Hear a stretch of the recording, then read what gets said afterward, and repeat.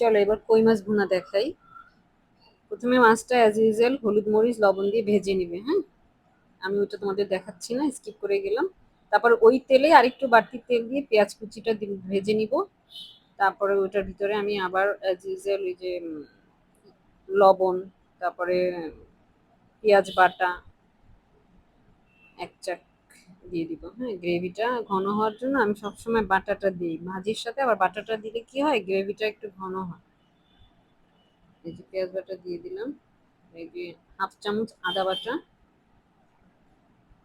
এক চামচ রসুন বাটা, একটা টমেটো পিউরি, 2 চামচ মরিচ বাটা, কারণ মাছগুলো একটু বেশি পরিমাণে তো একটু হলুদ মরিচ বেশিই দিলাম। 1.5 চামচ হলুদ, 2 চামচ মরিচ বাটা, এটা হচ্ছে জিরা গুঁড়া। এখন একটু পানি দিয়ে কষাবো। যখন বলক চলে আসবে মাছটা দিয়ে দিব। বলক চলে আসার আগে মাছটা না দেওয়াই বেটার। হ্যাঁ, বলক বলক আসার পরে মাছটা দিবে, তাহলে মাছটা একটু শক্ত থাকবে, নরম কম হবে। এখন ওই যে আমি মশলা করেছি মাছের, ওই মশলাটা দিয়ে দিলাম 1.5 চামচের মতো, ছোট চামচ তো তাই, তাহলে 1 চামচ দিলেও হবে। এখন একদম তুমি ভুনা খেলে একদম মাখা খেলে তুমি ঝোল টানাবে, কাঁচামরিচ দিয়ে দিলাম। এই যে দেখো আমি এইভাবে উঠিয়েছি, দেখতে কেমন লাগছে রান্না করে খেয়ে বলো।